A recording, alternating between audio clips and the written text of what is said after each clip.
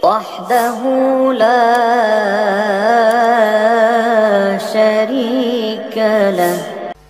Karena saat ini ada kelompok kurang ajar, imam dan gurunya masyarakat Betawi dihina-hina, saudara.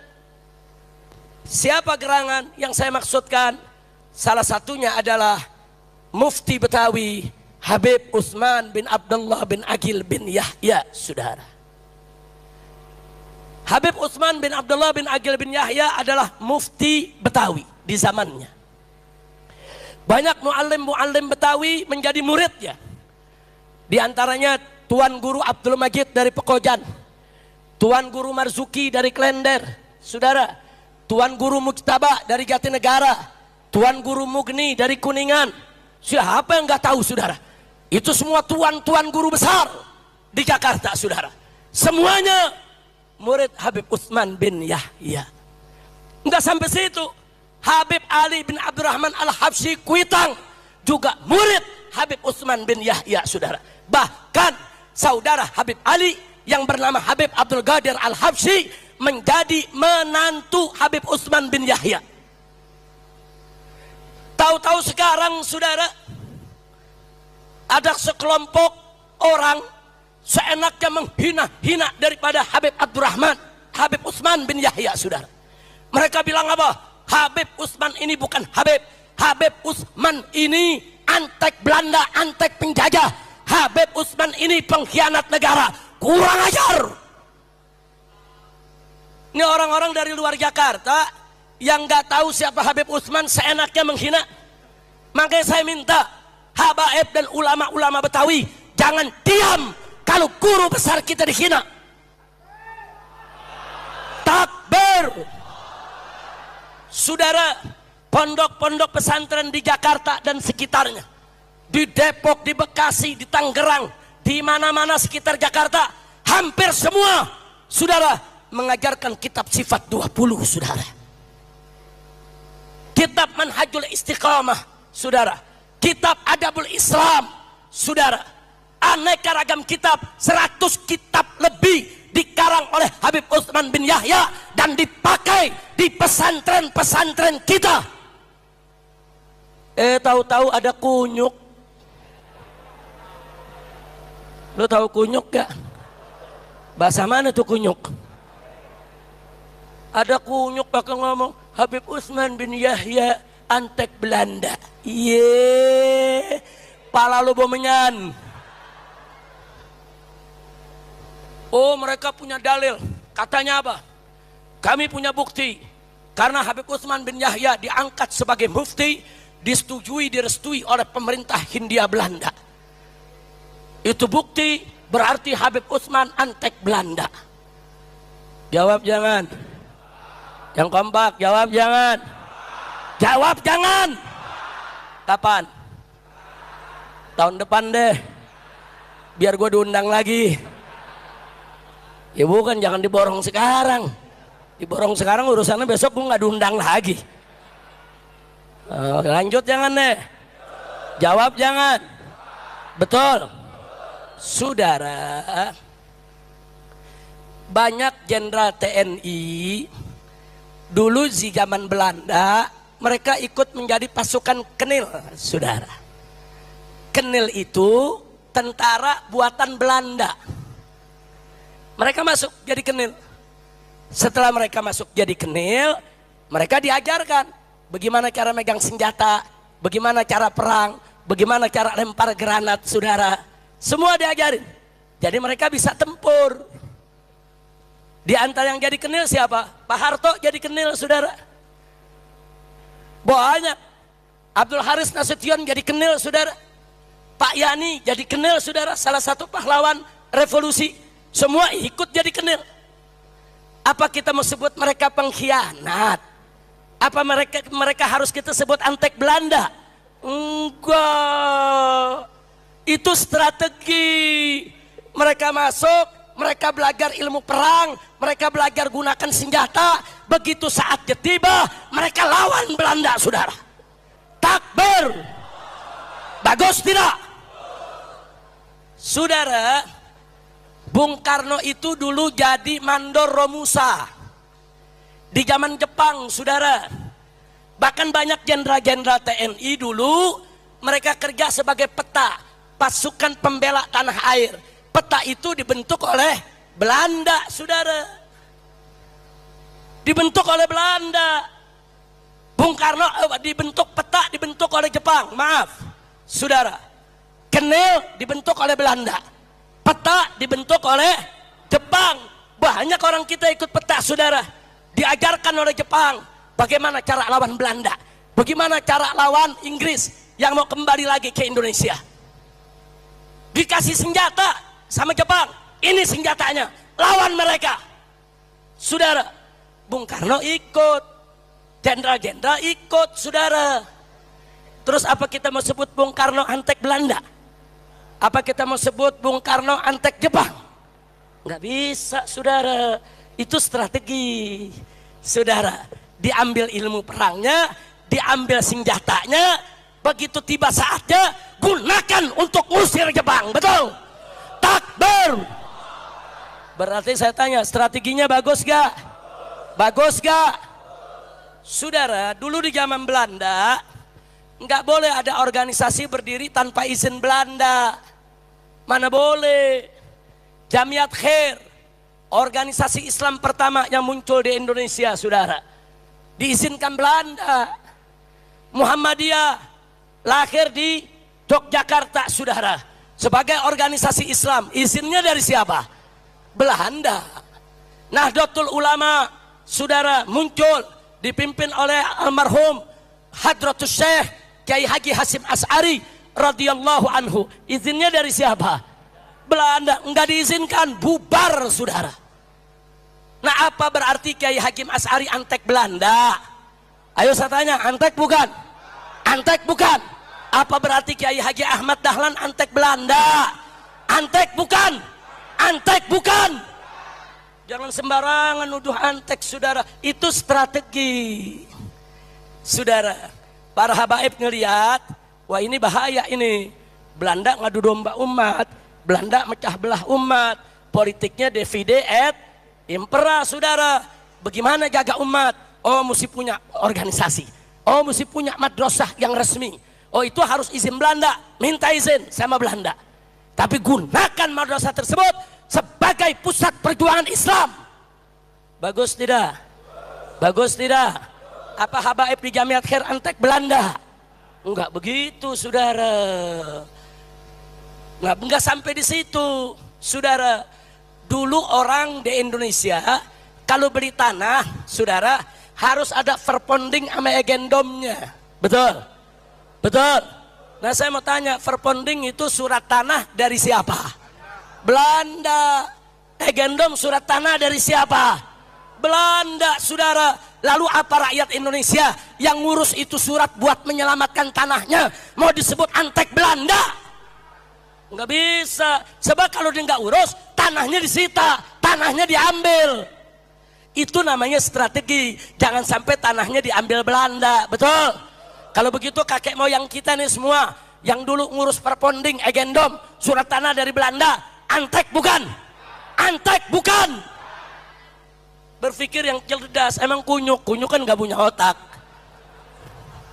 Susah kalau ngomong kunyuk, saudara. Nokojo Habib Utsman antek Belanda, saudara. Ketika itu Belanda mengobok-obok umat Islam. Haji mau dilarang karena saran dari Profesor Senok Hugroin, saudara. Haji mau dilarang, saudara. Habib Utsman masuk didaulat oleh kiai-kiai Betawi. Bukan Belanda yang angkat beliau sebagai mufti, saudara. Beliau diminta oleh tuan-tuan guru di Jakarta, Habib, segera pegang ini jabatan mufti. Kalau enggak nanti kita diacak-acak sama Belanda. Nanti Belanda yang memutuskan kapan puasa, kapan lebaran, kemana bayar zakat, siapa yang boleh haji. Kalau diatur Belanda, rusak kita semua. Bahaya tidak? Bahaya tidak? Habib Utsman maju sebagai mufti, saudara. Selama 20 tahun tanpa digaji. Untuk apa? Untuk menahan, saudara, otoritariannya Belanda. Jadi kemudian Habib Utsman begitu diminta fatwanya oleh Belanda. Bagaimana soal haji? Teruskan, nggak boleh haji dilarang.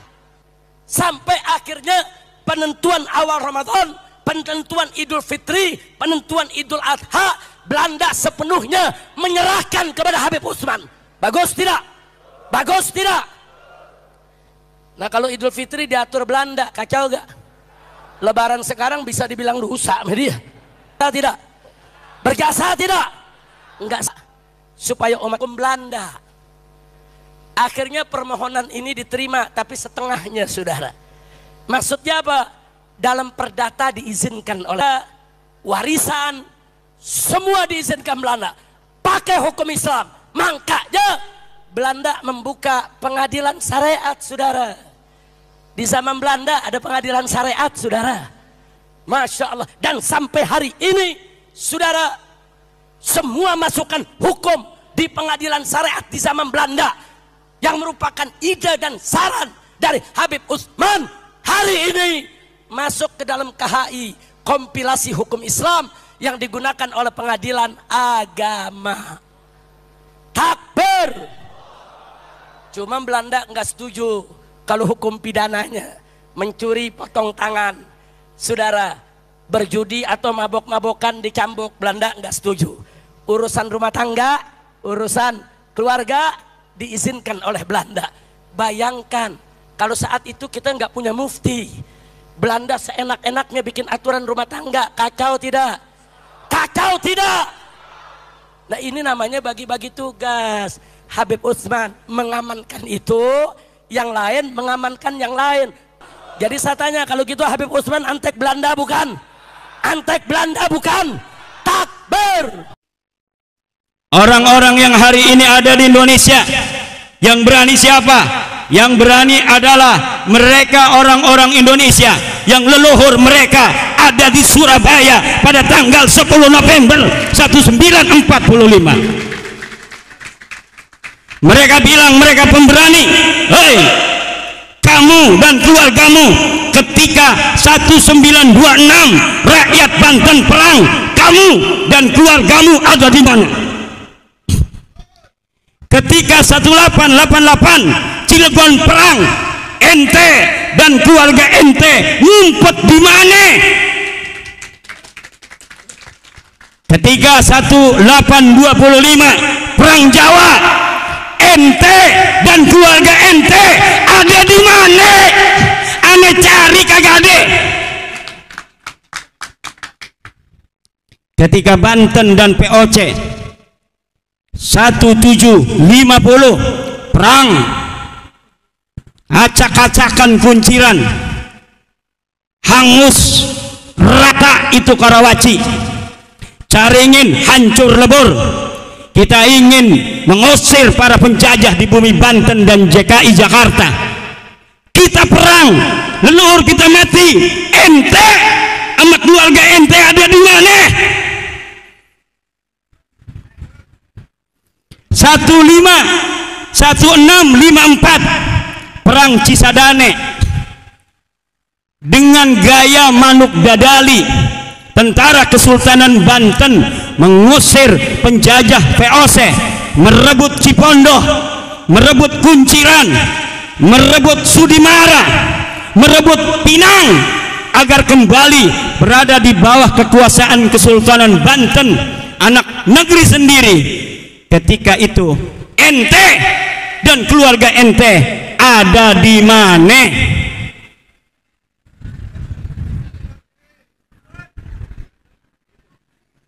Ketika Sunan Ampel datang ke Banten pengen ngajarin Islam di orang-orang Banten, kemudian Sunan Ampel kagak diterima orang-orang Banten. Kenapa? Karena dia bukan orang Banten. Sunan Gunung Jati ngejar Sunan Ampel, pengen berguru kepada Sunan Ampel di atas gunung apa namanya yang ada di Banten itu, Gunung Santri. Sunan Ampel di Gunung Santri ngajarin santri, orang-orang nggak ada yang mau masuk Islam. Sunan Gunung Jati mendengar Sunan Ampel ada di Banten, dia kejar dari Cirebon. Ternyata Sunan Ampel sudah pulang ke Surabaya. Akhirnya Sunan Gunung Jati kejar ke Surabaya, mondok di Surabaya, lalu belajar agama Sunan Gunung Jati pada Sunan Ampel. Ketika itu, ketika Sunan Ampel dengan susah payah menyebarkan agama Islam di Banten, ente dan keluarga ente ada di mana? Kemudian kata Sunan Gunung Jati, kata Sunan Ampel, wahai Gunung Jati, kalau kamu mau menyebarkan agama Islam di Banten, kamu diterima di Cirebon, wajar, kamu punya ibu orang Cirebon. Tapi kalau kamu ngajarin agama Islam di Banten, gak bakal diterima. Saya pengalaman, di Banten gak ada orang berbondong-bondong mau masuk Islam, karena yang nyebarin saya bukan orang Banten. Terus gimana, wahai guru, saya harus nyebarin Islam di Banten? Ente wirid hijib maghrobi, cewek cantik orang Banten, ambil jadikan istri. Akhirnya ada cewek cantik Nyai Kaung Anten di wirid. Bismillahirrahmanirrahim. Akhirnya mau Nyai Kaung Anten jadi istri daripada Sunan Gunung Jati.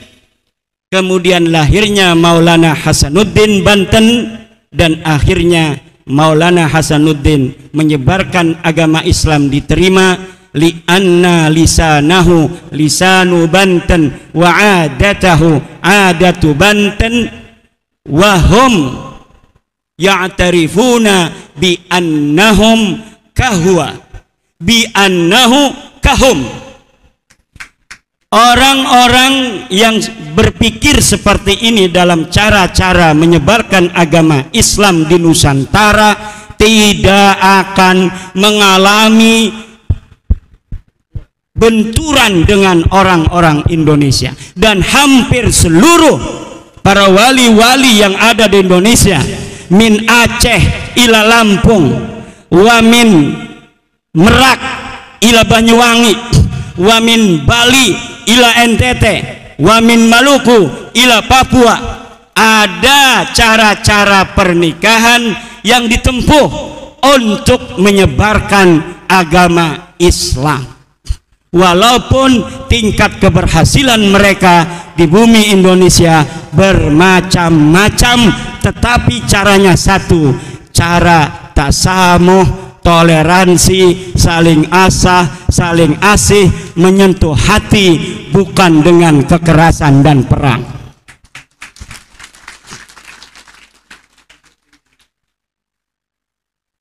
Ini ada orang yang kekerasan, memperlihatkan keberanian di tengah-tengah keheningan. Orang lagi damai, dia, saya paling berani, kita siap perang, takbir, Allahu Akbar.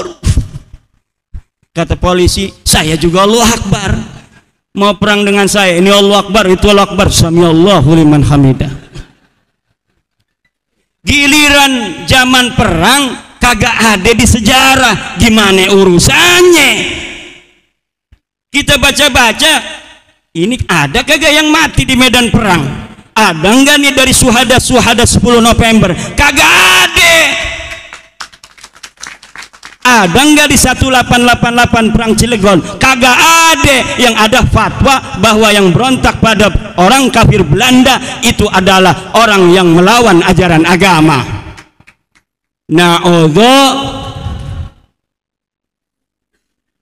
Saya ingat kisah Bani Israel kepada Nabi Musa, ngajak-ngajak perang. Hei Nabi Musa, ayo kita perang, kita kalahkan orang-orang Palestina, takbir, Allahu Akbar. Giliran datang kewajiban perang kepada Nabi Musa, diumumkan pada Nabi Musa, wahai Bani Israel, betul seperti yang kalian inginkan, sekarang sudah datang perintah berjihad melawan orang-orang yang memusuhi kita Bani Israel. Besok kita akan perang. Siap. Diem aja. Itu yang takbir kafir kemarin kagak ada yang Mongol. Yang ada apa yang mereka katakan, fadhhab anta wa rabbuka faqatila inna huna qa'idun. Hai Musa, kamu aja yang pergi sama Tuhanmu, peranglah kamu dengan Tuhanmu, kami di sini duduk enak-enakan. Itu orang Bani Israel, orang Yahudi. Watak Yahudi itu Ki Mujib begitu. Satu ciri-ciri Yahudi, kalau lagi masa damai ngajakin lagi perang kagak mau dia. Ngapain gua, katanya, mati nanti. Paling takut orang Yahudi pada kematian, saudara. Orang Yahudi paling takut itu ciri Yahudi pertama tuh. Penakut tapi sok berani di masa-masa damai. Kalau masa perang datang, ngumpet di bawah rok istrinya. Buktinya mana? Buktinya kagak ada satupun keluarga mereka masuk dalam syuhada Indonesia.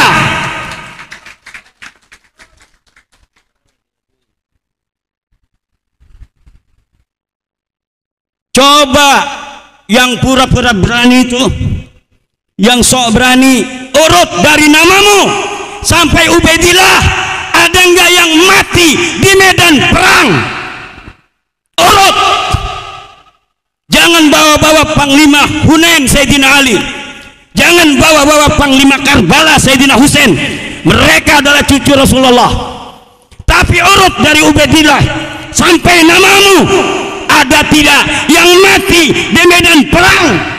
Saya berani untuk bertaruh, tidak ada di antara nama itu sampai mereka yang mati di medan perang untuk membela agama Allah.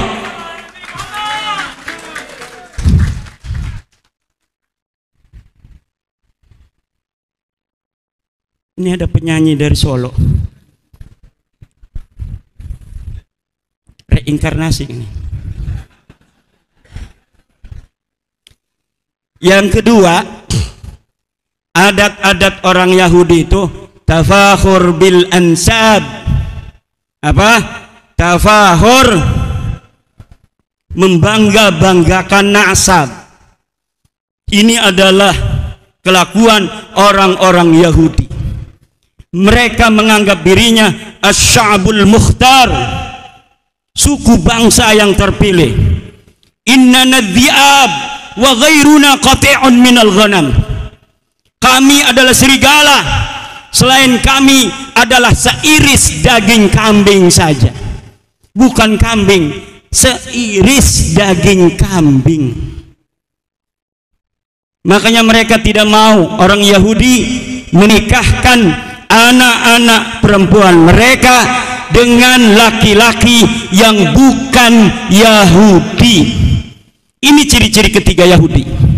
Tidak akan menikahkan anak perempuan mereka orang Yahudi itu kepada laki-laki yang bukan Yahudi. Ciri-ciri selanjutnya Yahudi apa? Ciri-ciri selanjutnya Yahudi, orang Yahudi kalau manggil orang bukan Yahudi ada panggilan khusus. Orang Yahudi disebut jamaah Yahudi, bukan Yahudi disebut ummi. Makanya Rasulullah disebut an-nabiyul ummi, nabi yang bukan Yahudi. Bab apa ini? Bab tajawuz. Allah katakan seperti yang dikatakan orang Yahudi, menghina orang Yahudi, bahwa yang aku pilih sebagai nabi terakhir adalah an-nabiyul ummi, nabi yang bukan Yahudi.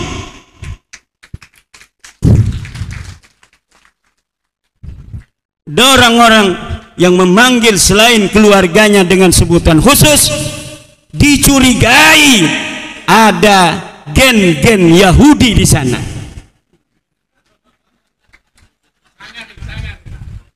Setuju nggak Kiao? Siap? Sepanglima dakil kagak berani.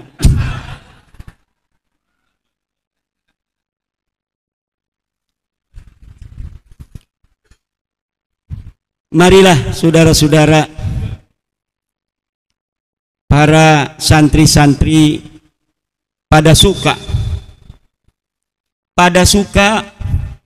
ada singkatannya, pada sukanya juga sudah bermakna tanpa singkatan. Pada suka al-mutahabbin, orang-orang yang saling mencintai, bukan hanya orang yang mengemis cinta kasih, tapi orang yang siap mencintai dan siap dicintai. Kalau bangsa Indonesia dari Islamnya, dari Kristennya, dari Budanya, dari Hindunya, dari Konghucunya, sama-sama saling menghargai antar sesama bangsa Indonesia, dari suku-sukunya, orang Jawa, orang Sunda, orang Dayak, orang Sasak, orang Madura, orang Aceh, orang Minang, orang Maluku, orang Kalimantan, orang Papua, orang NTT, orang NTB, orang Bali, semuanya saling menghargai kita dalam berindonesia.